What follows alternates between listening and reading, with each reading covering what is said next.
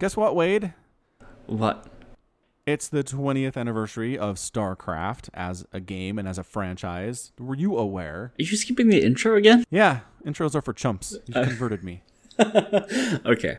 Yes, I'm aware that it's the 20th anniversary of StarCraft. Thank you. So many good memories throughout the years of the StarCraft, but the reason I brought it up is because if you missed it, the StarCraft Twitch channel did an amazing StarCraft 20 anniversary special wherein they brought Tastosis, they brought in The Day 9, they brought in Control, they had Idra there, Noni, so many old players that you had forgotten existed or had missed very much. They somehow convinced them to come back and play StarCraft on stream. It was a wonderful event, and I'm wondering if you caught any of that. I caught some of it, yeah. Good. I mean, it was a lot. What is it, 3 days? 2 days of stuff? I think it was 3 days. And yeah, it was hard to catch all of it, but it's all available on the VODs. So if you just search StarCraft on Twitch, find the official StarCraft channel, go to the VODs. It's great. It is so good. And it's just, I don't know. It was, I mean, you and Jordan are kind of the same way. You kind of came in a little bit later to the StarCraft scene, right? Mm-hmm. Yeah. When did you, remind me, because I get you and Jordan confused. One of you came around about Legacy of the Void time. Okay, when Legacy of the Void came out, it came out on the same day as Fallout 4, and there was a launch party at my EB Games for Fallout 4 and Legacy of the Void at the same time. I was there for Fallout. Was that your introduction to StarCraft? No, I'd watched a little bit of it from Total Biscuit, watching his podcast, The Co-Optional, and he has a StarCraft YouTube channel, which doesn't get a lot of traction. Nothing's happening there. Yeah. I had seen like some of it, but it never really caught me. And then one day I just sat down and decided to. He was like, you know what? He's got a tournament there, like the Shoutcraft Invitational 2, like Sandisk. I don't know what's going on. Something about Legacy of the Void units. I don't know what that means. Let's just watch. And I was like, oh, tanks can fly. This is great. Yes. That brief shining moment when Tankevacs were a thing in StarCraft. And then fairly quickly, Blizzard was like, no. Let's not do that anymore. Which I think they still should. They should just be like the disruptors now. They should have a slightly longer cooldown before they can fire. They did that. They tried to balance it with that a couple times because they're like, this is ridiculous. The instant pickup makes it really good. That's really strong. And they did include a delay, I thought. Am I wrong? Do you remember that at all? No, I have no memory of this. Okay. Anyway, I think they tried something like that and then just said, nah.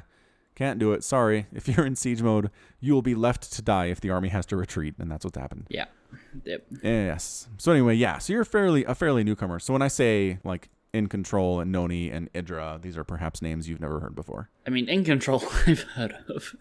Oh, good. Okay. I'm very familiar with the Idra Rage Quit. Yes. The legend of. Yeah, like Idra versus Hawk. I've seen that. Like, to the best I can. Yeah. That VOD is not easily available, unfortunately. It's not, but the screen grabs are everywhere. You can find that chat. Yeah, Zombie Grub has a excellent video on it. I will link. Oh, is it like a StarCraft history thing? Yeah. Huck versus Idra? It's called the Idra GG. Oh, that's fantastic. Yeah. Please do. Please link that. I want to check that out. So anyway, it was, yes, Idra was all about the rage, but I think more particularly, Idra just hated anybody who wasn't a macro-style player. He was the macro king. He's the one that came up with the Roach Max back in the Wings of Liberty beta, back when roaches were one supply instead of two. And he came up with the strategy of just making all roaches and wrecking everybody. It was real good. And then by the time the game launched, Blizzard was like, two. It's 2 supply now, so your strategy is out. But he's still macroed, and if he got rushed by someone, he will get so mad. So I think, I don't know that it was part of it was Idra loses, he gets mad thing, but a part of it was you're not playing the game the way I think it should be played, and you disgust me. Is I think what a lot of it was too. It's an interesting case study because him as a person is fascinating for that. Like, he was a very competent player, but people showed up to see him lose. Yeah, 100%. Because you would get the rage. Yeah, and he knew rage is why people showed up, but he didn't really want to be known as a ragey player, and eventually he just left. He did. He left, and he did not come back. No. I mean, he didn't show up to events. He didn't stream. He didn't do anything. That's why he might be the name that I was most surprised about being part of StarCraft 20, because everybody else, it's like, they just kind of fell away from the game a little bit, or they started playing something else, but it's not necessarily like they just walked away from StarCraft specifically, but I felt like Idra did that. So I'd love to sit down and have an interview with him or the people who recruited him to figure out exactly how they did it, because yeah, it's the most impressive thing they managed to pull off, I think. That interview exists. It's called The Show with In Control, Artosis, and Idra. Oh, well, holy crap. It's called The Show? The Show. They did one episode where they just did an interview with, basically what... Oh, Noni was on it as well. Nice. Another old school. Man. This one is 2 hours long. Okay. I mean, I think I need a TLDW on that one, but... Yeah, well... Oh, that's great. Anyways, so yeah, it was tons of fun. And they invited Uppatree's Zelda, which by far was like the youngest to the game of StarCraft guy there. Yeah.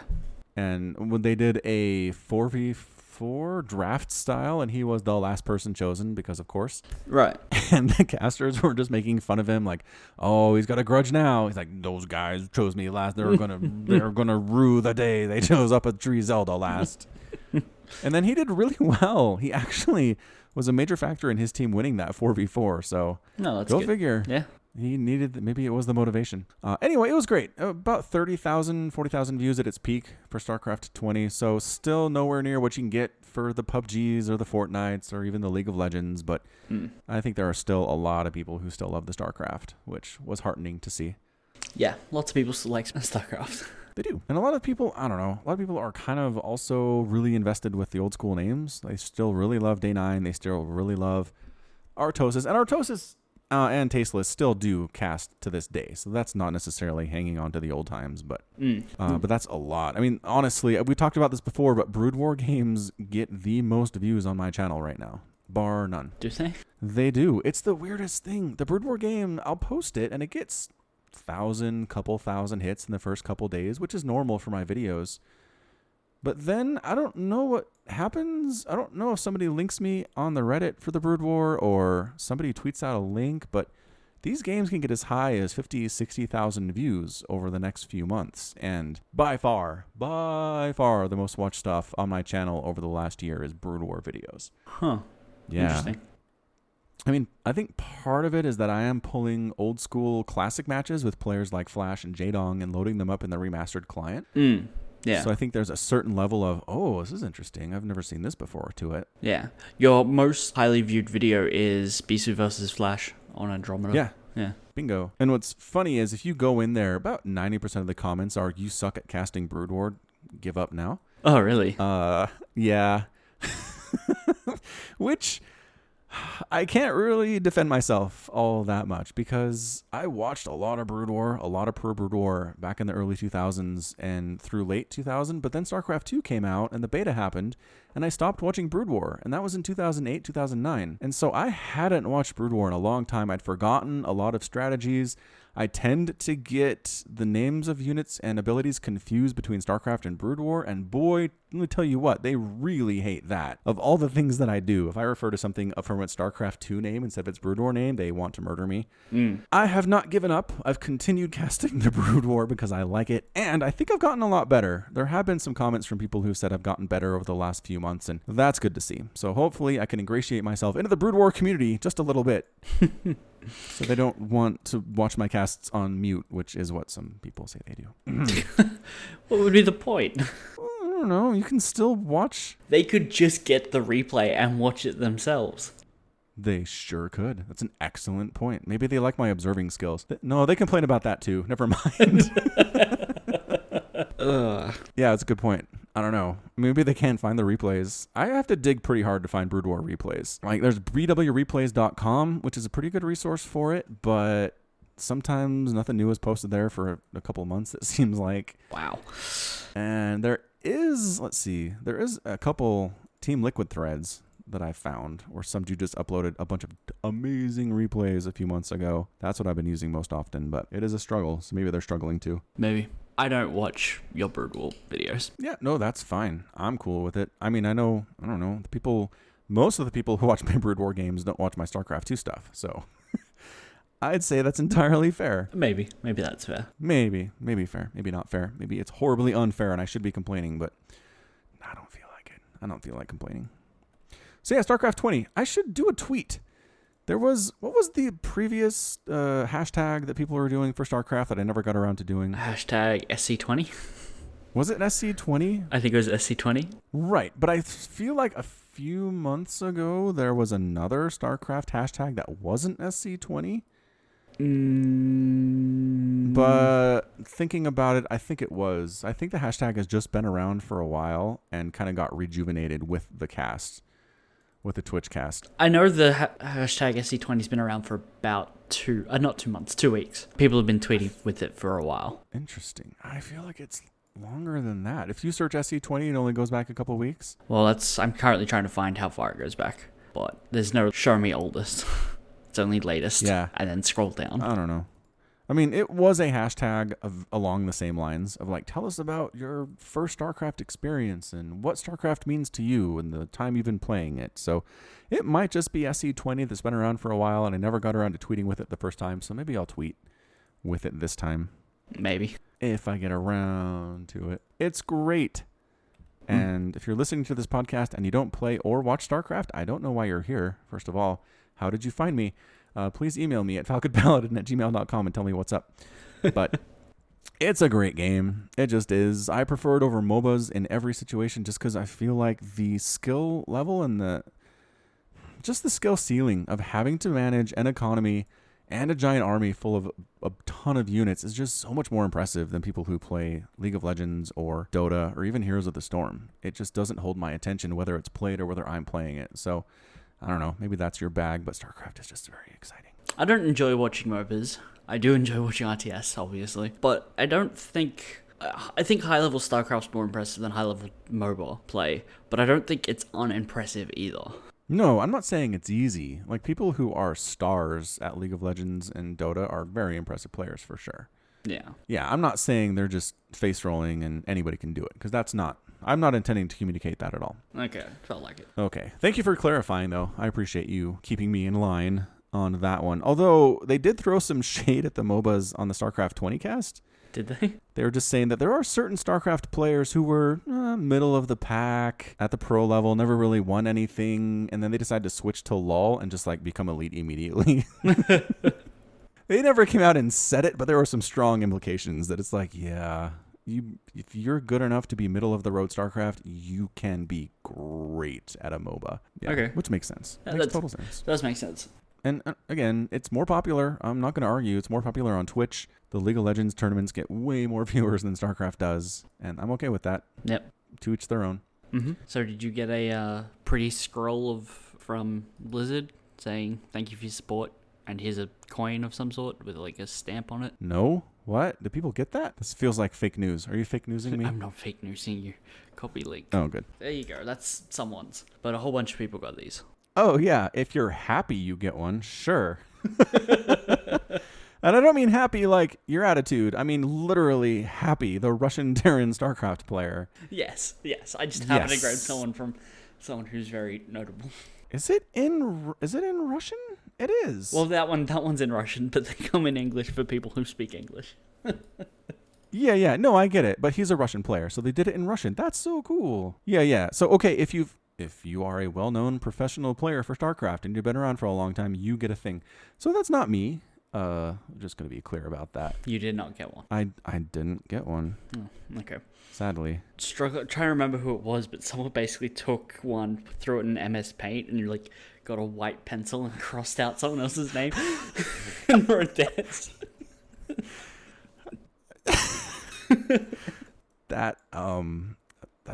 That's creative. It's hilarious, is what it is. That's very funny. I'll see if I can find one. That, but yeah. Before we move on from the SC20 stuff, I feel like we're winding down. One person that wasn't involved was Husky StarCraft. I just feel like Day 9 and Artosis and Tasteless and In Control represent Brood War exceptionally well. Yeah. And, they've continued to do stuff in StarCraft 2. I'm not saying they abandoned the game when StarCraft 2 came out, but if there's anybody who represents StarCraft 2 more than Husky as far as the casual YouTube fan is concerned, I don't know who it is. Loco would be my bet. Yeah, could be Loco. Right. When I think YouTube StarCraft, specifically, I think Loco and you. I've never... That's fair. ...watched Husky's videos. I've gone and looked at some of the big ones, because... Banelings, I guess. I have to, like, everyone seen the music video for Banelings. Yeah. So the interesting thing about that, so two things. Husky actually basically abandoned the game before you showed up. He kind of did some stuff with Legacy of the Void, but had already effectively left by the time it came out. One of the reasons I got into StarCraft casting is because he had basically stopped posting videos in Heart of the Swarm. Didn't he just disappear with no notice? Yeah. Uh-huh. Yeah. Yeah, he didn't say goodbye video. He didn't say where he was going. He didn't tweet it out. He just stopped uploading stuff. Like, as far as we know, he's just kidnapped and dead. Like, no, I know where he is. To backtrack a tiny bit, to me, if you stop posting and don't explain why, what that says to me is that you intend to come back. Like, if he didn't post a goodbye forever YouTube video, I feel like it's because he didn't intend for it to be goodbye forever. Maybe. It could be, well, I have to quit cold turkey for whatever reason. And then he just did. Yeah. So, okay, a couple things there. So one thing is there was a lot of talk about his voice struggling.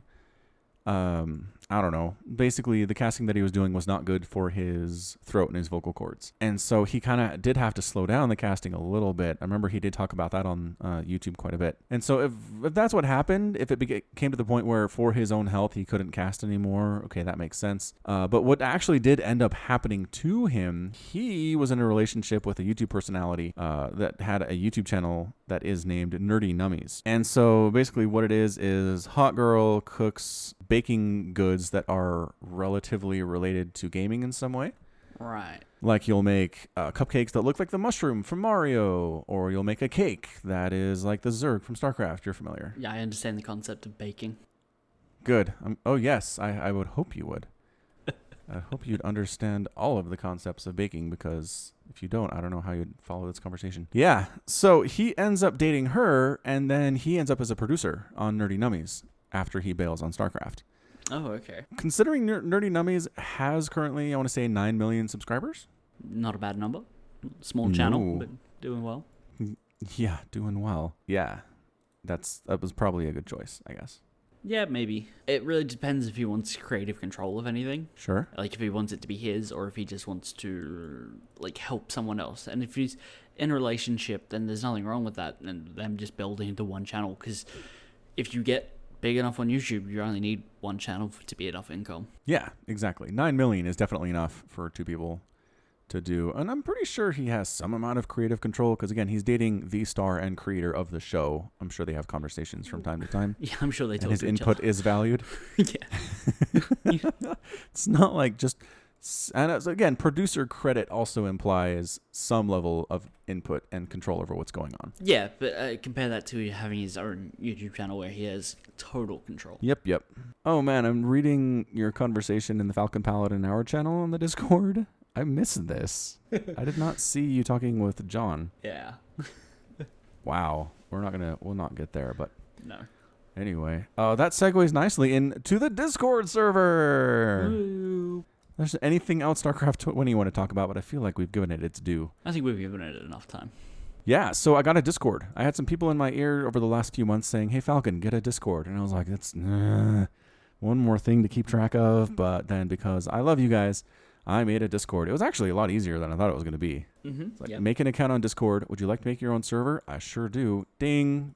Yeah. 45 seconds later, complete. Super fast. One of the reasons I don't use Discord much, I'm going to try to use it more to be active in this one. Mm-hmm. I don't understand how Discord makes money, so I'm not entirely sure that the platform's going to be around. Or that they're not selling your information, because that's the model. I guarantee they're selling the information. Oh, really? Well, what else are they doing? Well, they're operating at a loss right now, because that's what startups do. Yeah, but what are they going to do? Selling information is entirely, I think, standard in a lot of businesses. And if you sign terms and agreements, or if you, make an account, you're okay to it. Not much you can do. Yeah, if you're straight up about it, because that's the Google model. Yeah. They said, hey, what up? We're going to give you ridiculous amounts of email storage because we're going to take your information and basically sell it to advertisers. Yeah, having that data is just extremely useful to Google. For a while there, they were buying companies to buy the data rather than the company. Have you heard of Nest? Yeah. Yeah, they bought Nest just to have people's air conditioning data. Wow. What do people set their temperature at when they're at work all day? Yeah, that's kind of it. Like, got to be some useful data there, because then they can, show you ads for air conditioning repairs and stuff like that, or triple ply windows to keep the heat in. Who knows? And then there's the robotics side of them, which gets a little bit scary, but we're not talking about the Googles today. But yeah, if you're gonna sell people's information though, you really need to be upfront about that, or else you end up like Facebook. Yeah. I think that's the lesson. So I'm pretty sure that Discord's not selling your data, but they do have some premium features, don't they?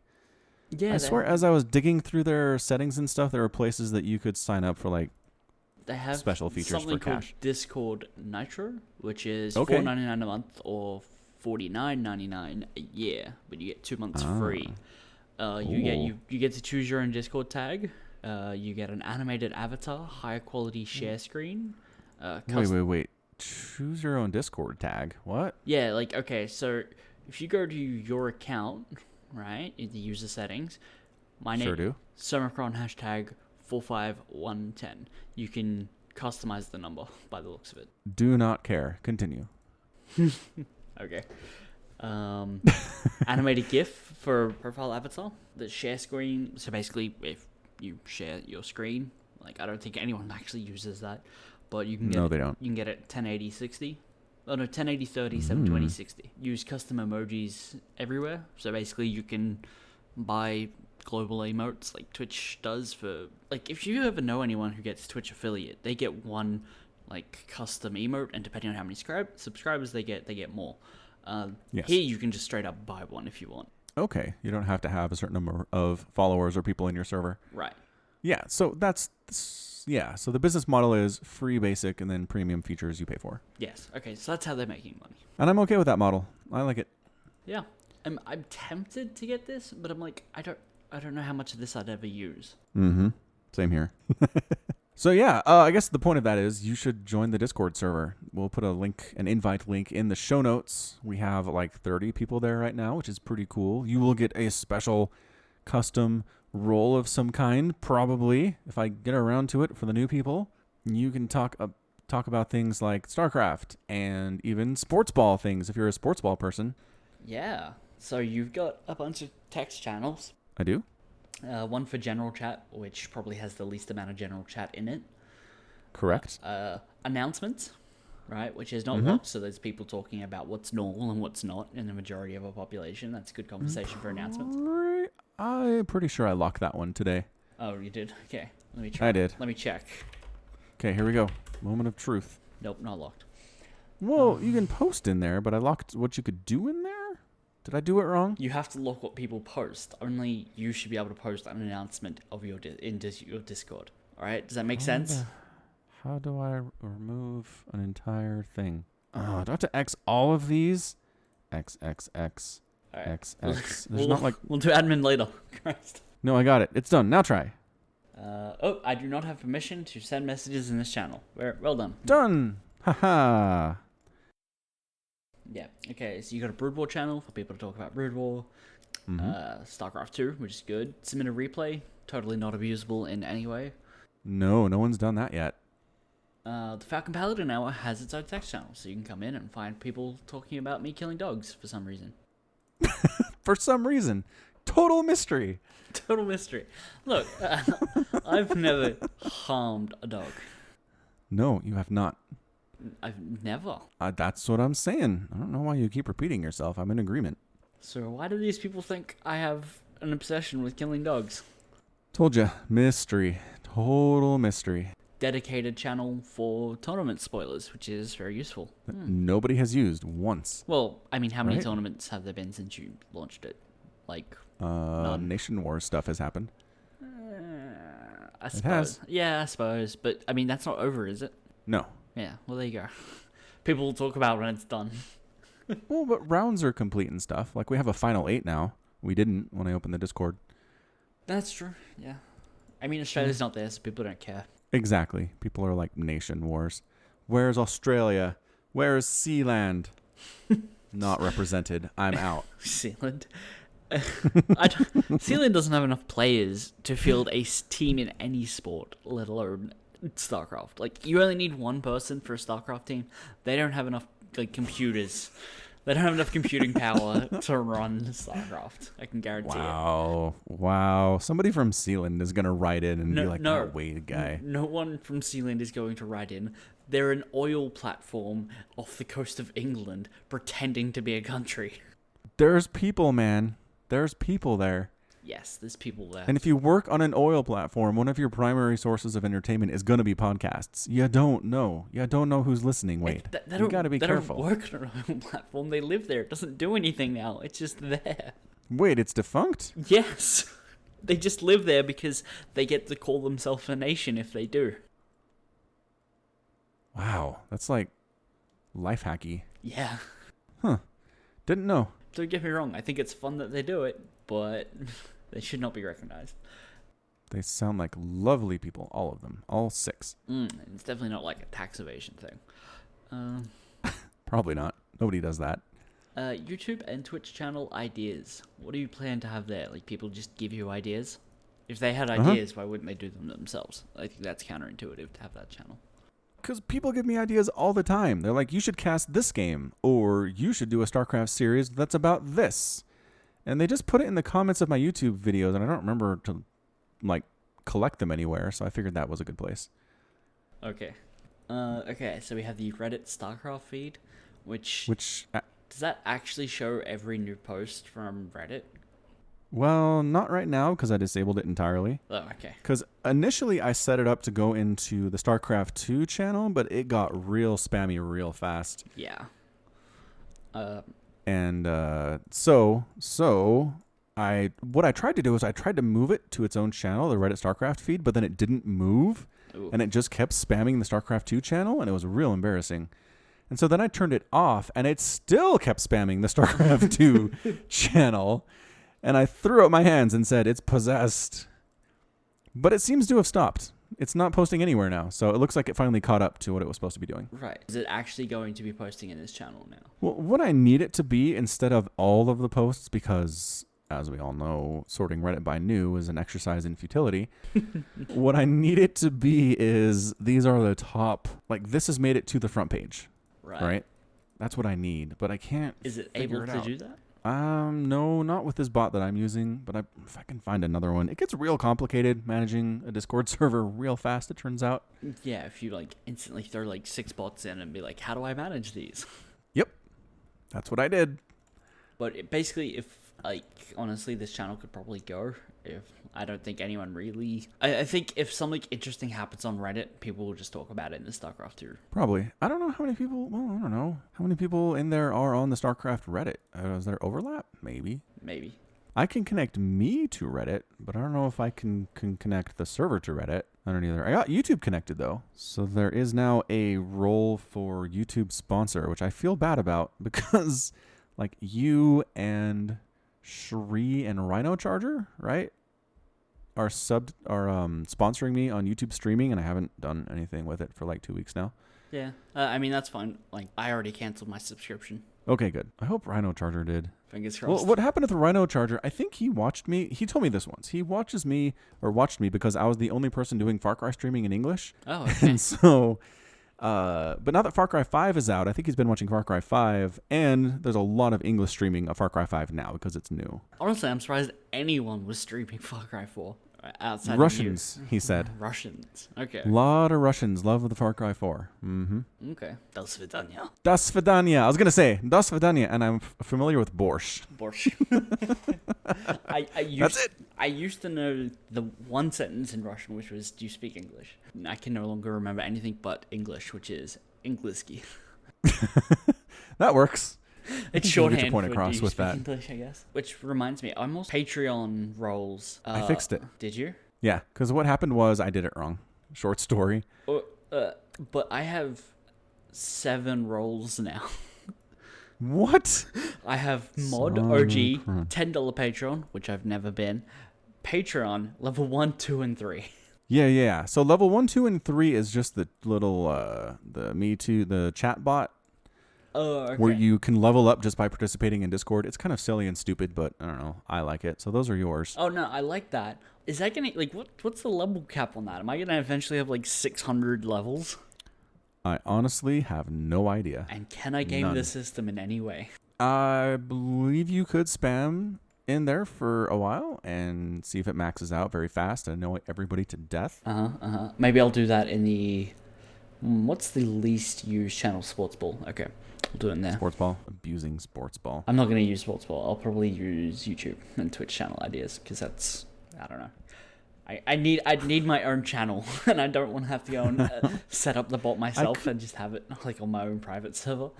I can create a Somicron channel if you want, I guess. No. If you do, I have to be the only one who can type there. Everyone can read it. I'm the only one who can type. It's just Wade's personal journal. I think people would like that, actually. That could be a selling point.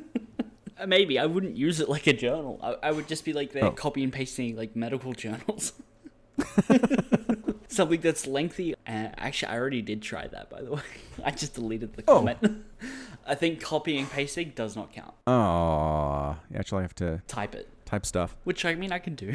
Seems like that's something you are very capable of doing. You have some free time, too. Oh, no, Patreon. Okay, are you currently a patron of mine on YouTube? Okay. So you said the way the bot works is it finds associated email addresses? Yes. Okay. So I basically connected it to Patreon and said, hey, if there's an email address that is also found on my Discord server and they're part of one of these donation levels, then give them this role. Okay. So the email address I have connected with Discord was a Patreon, but is not now. I have a different email address for the podcast Patreon, which does still support you for $1 a month. Okay. Right. But my personal email account does not, but it did at one point. I wonder if... Is there historical data here? I don't think there is. On Patreon. Yeah, Patreon keeps some historical data, yeah. Oh, so I wonder if it's looking at the cached data for you. I think if you go to like your dashboard, you can see like people who have and then aren't now and like what's going on. Yeah, I'm looking at the list right now. So I'm gonna look under former patrons. Oh, there's 2 pages. I'm like, I'm not finding you. No, you're not on there either. Did you put a different name? No. I'm not seeing a Wade on this list at all. Current.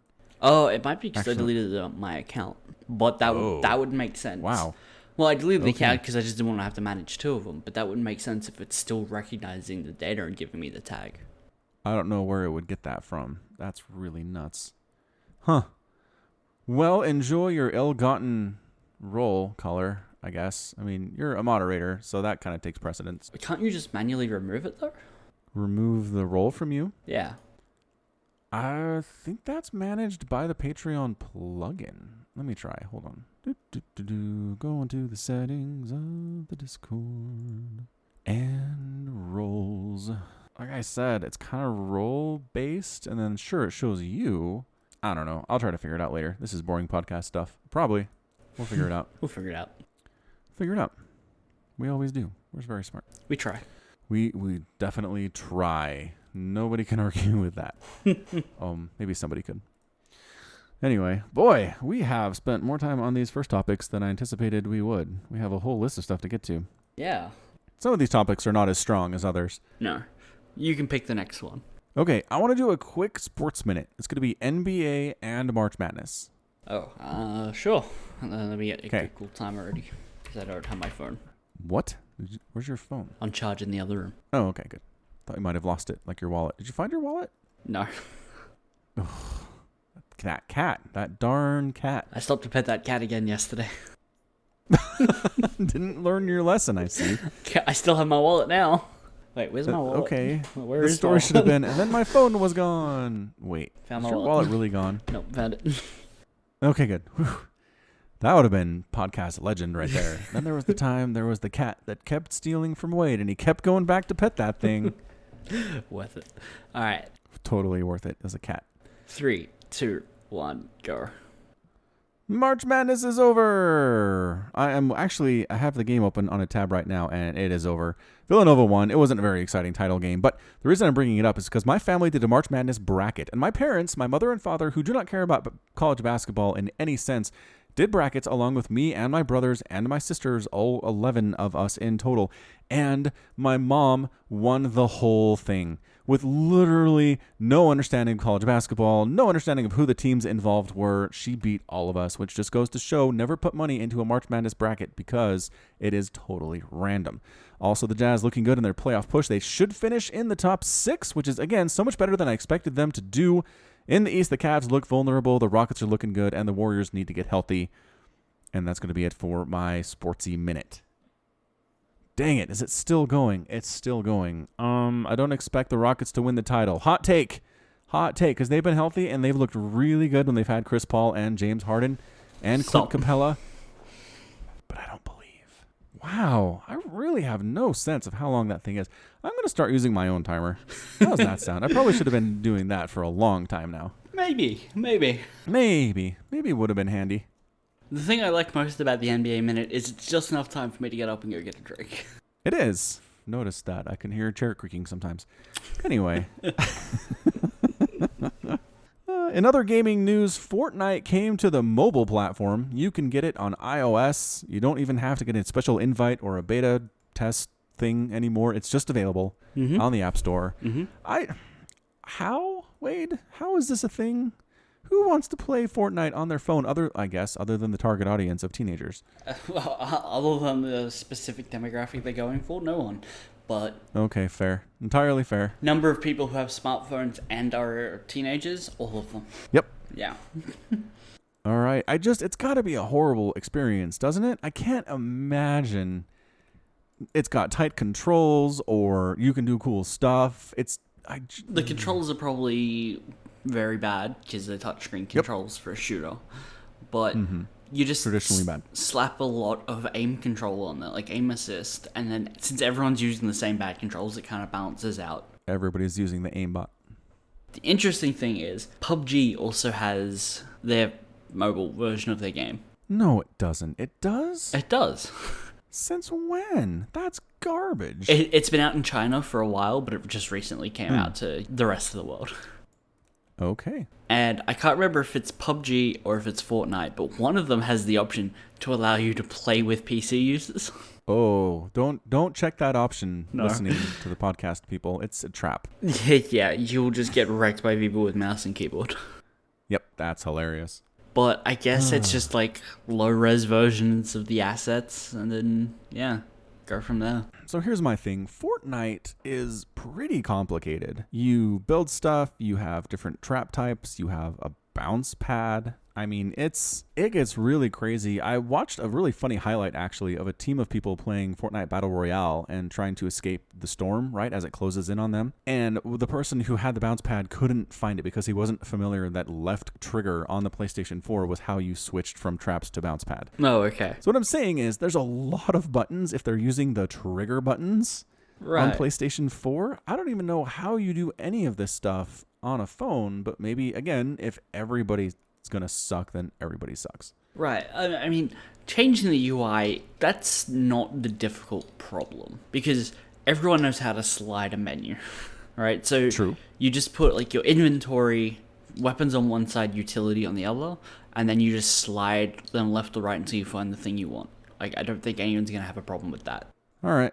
So there's a way. UI developer Wade came up with the idea immediately. You are in the wrong industry, my friend. You are wasted in baking. Thank you.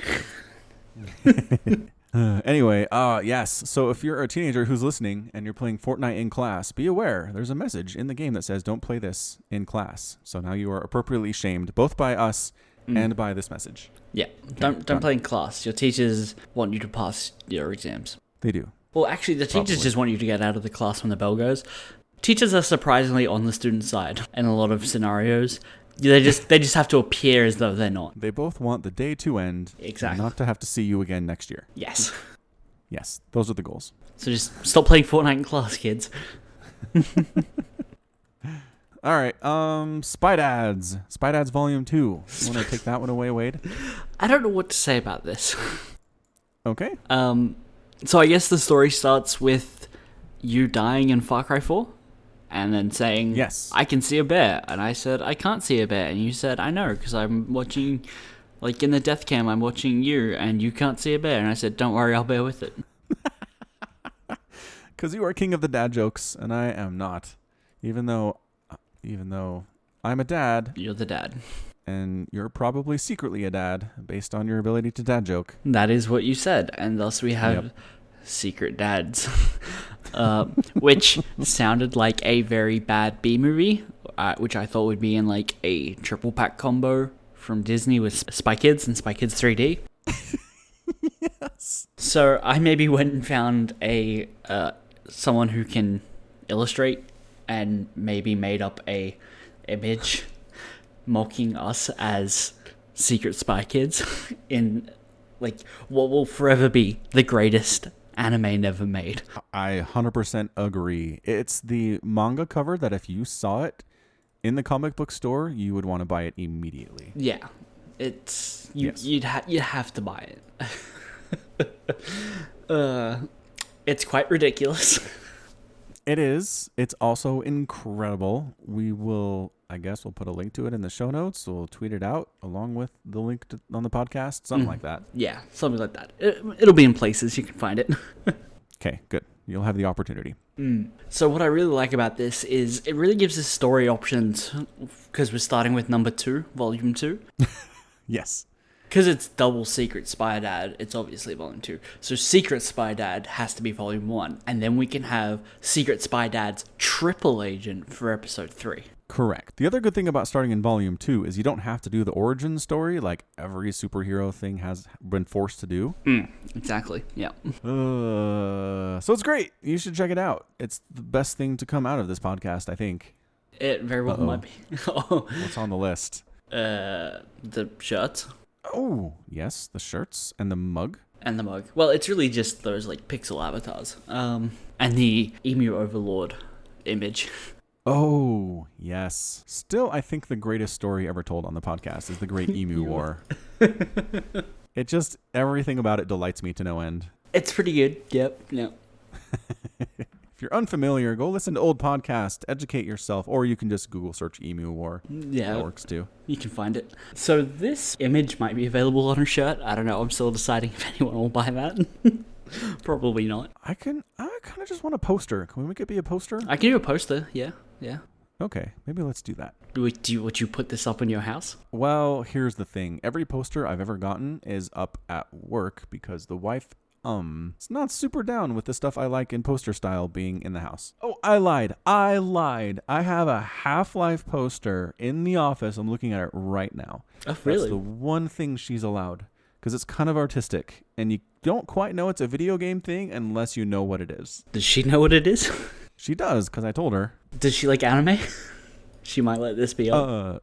Does she like anime? Yeah, we watch anime together. We've been watching My Hero Academia, Assassination Classroom. I've been tempted to Alchemist watch Brotherhood. Assassination Classroom. Is it good? The problem with Assassination Classroom is that it doesn't. We've watched like 8 episodes of it, and it's not going anywhere. It's really taken forever to do things. Fairly common in that creative space. Yeah, Right, it happened. I'm gonna send you a picture of my Half-Life poster. Sorry, what? Yeah, maybe she'll let you put this up. Yeah. And that she's just like, I don't want video game stuff up in the house. Correct, with the exception of this one thing. Of Half-Life 3. Of Half-Life. Nope, just the Half-Lives. How dare you? I forgot there's no Half-Life 3. I literally forgot. I thought... You forgot? I forgot for a moment. I thought you had a poster for Half-Life 3 for a minute there. Guess we could put that in the show notes too if people are interested. Oh, yeah, that's cool. That's cool, huh? I like it. Yeah, you could take that down, put up our one right there. It'd be great. Sure could. I wonder how long it would take her to notice. That'd be the fun thing. I mean, it's pretty prominently placed, but I don't know. If she likes that, I don't think she'll like ours. That's what I'm saying. Because ours has like the giant logo, and that one does not. Nope. I think it's like the corporate logo thing she doesn't like, if I had to guess. Yeah. I don't know. I mean, I guess I should really ask her these questions because I am not sure exactly what she has problems with. I've just asked and she says no. So, Well, okay. Well, I mean, I guess you could just put it up at your work. Yeah, no, I do. I want it in poster form. It is a great poster. All right. What else is on our list? I think that might be all we want to get to. There's some other stuff here, but I say, do you want to give your 1 30-second review of Ready Player One that you did see? A 30-second review, did you say? However long you want. I was going to say a minute, but I don't know if you have that much to say. I guess I'll try and be quick and concise. Well, no, you could do a minute. I'm saying you have much time as you want. Just wasn't sure what you were capable or what you wanted to do. It's the things I have the biggest problem with is what the characters do in-game does not seem to be restricted by their physical location, but the physical location, because it's not a full dive virtual reality, should determine what they can do in-game, right? It's like there are scenes where people are wearing VR goggles and gloves and they're just kind of like on the street doing, their thing, like in the public. Like they're just like, oh, I have to get on quick for something. I have seen some gifs of this, yeah. Right. Okay.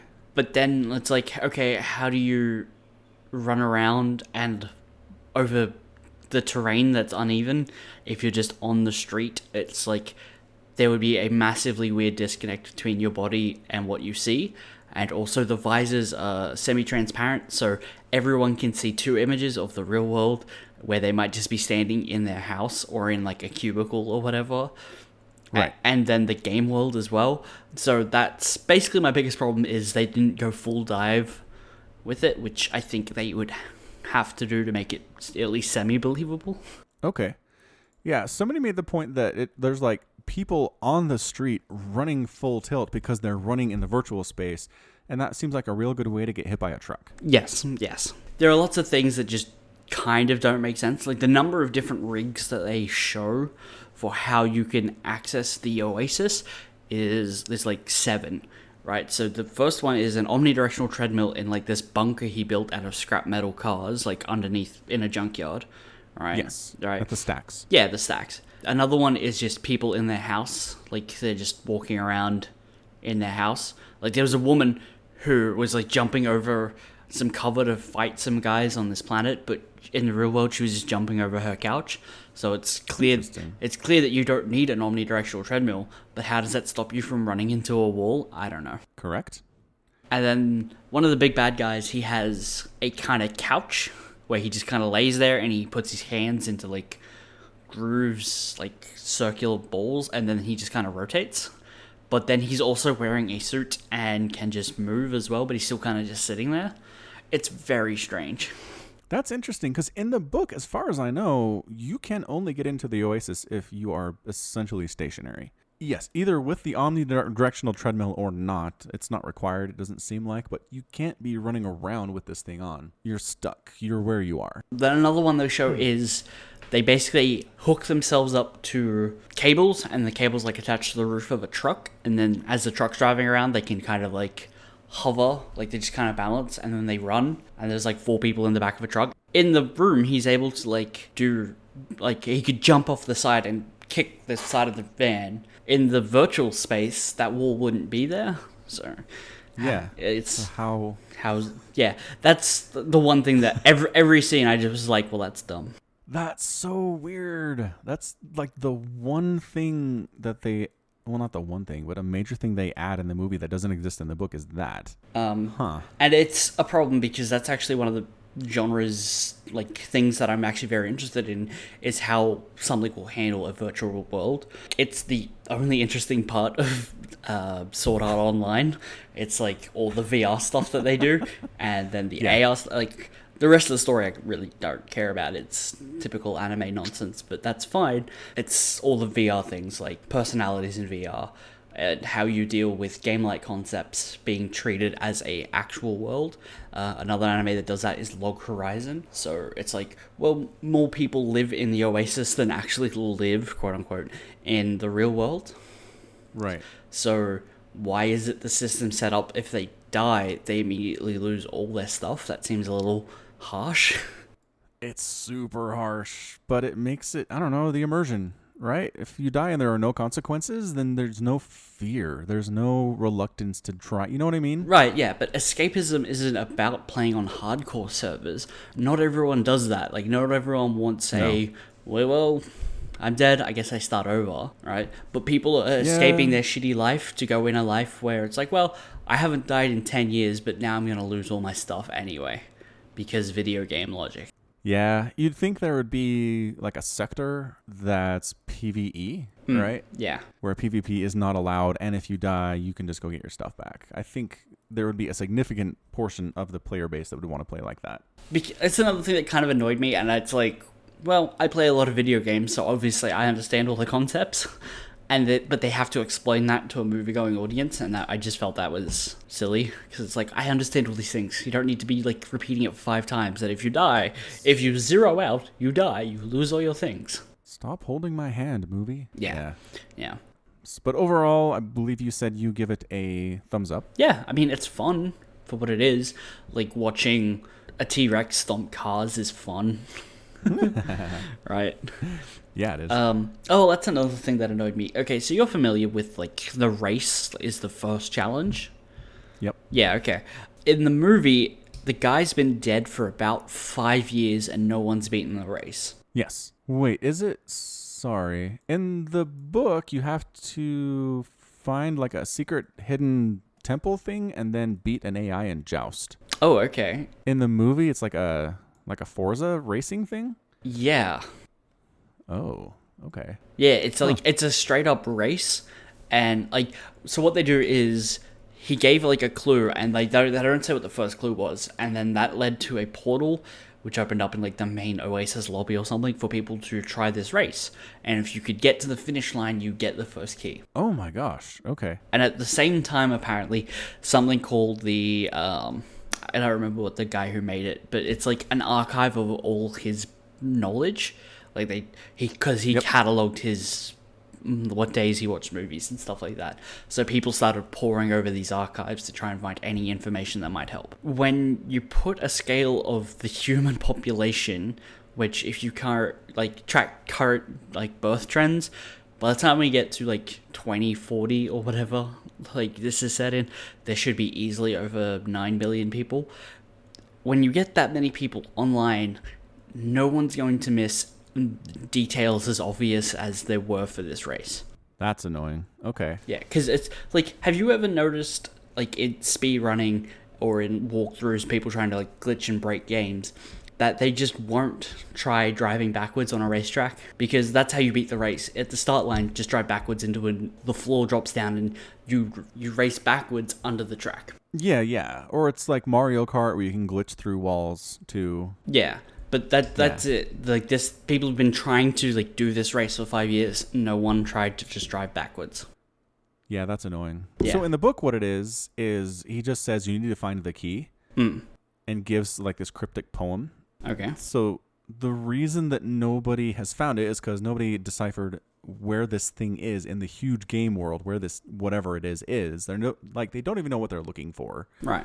And then, yes, there are some people who find it, but then you have to beat this AI at Joust. And if you suck at Joust, you can only play him once a day until it respawns. You can come back the next day and try, but that slows you down a lot too. I mean, is there only one AI? Because how long does a game of Joust take? Because then you're actually capping the amount of people who can even try in a day. Because if the line gets too long, right, it's just one of those things that an actual developer would take that into account when designing a game, is that if it's going to be an online feature, everyone needs to be able to access it. Yeah, so it's not instanced. As far as I remember in the book, once it becomes readily available, you have to kind of queue up and do it. And, like, the bad guys basically set up a no-fly zone around the area so all their people can do it and nobody can get close enough to even get in line to try. Right. There's something similar that happens with, like, the third key, because they basically have a magic shield that goes in, like, a dome around it, and they're just like, you can't enter. And then Yeah.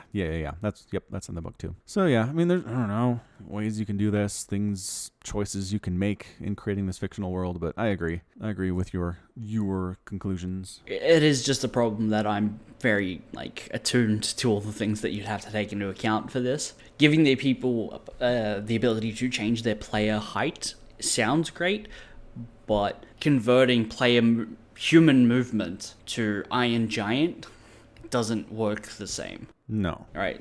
You can't just be like, well, I'm huge now, and I guess my actions are all just relatively scaled. It doesn't work. Yeah.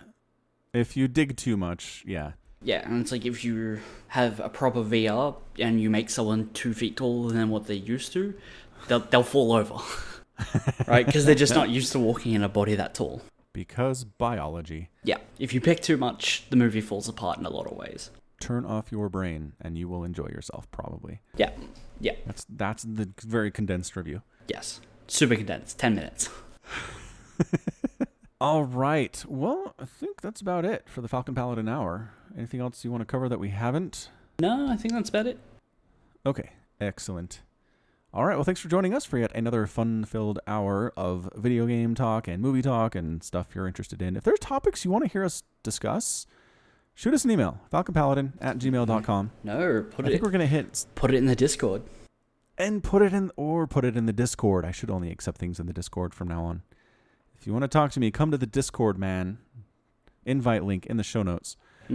But yeah, we're gonna hit the major stuff. Infinity War, when that comes out, we're probably gonna talk about Deadpool 2, which I'm super stoked about. Excited. So excited. So yeah, we'll get there. We will get there. But it's something that we are maybe not aware of, or something in the tech world especially you'd like us to discuss, hit us up. Cool. All right. So again, check out the merch and enjoy the music. And until next time, thanks for listening, and you take care of yourself.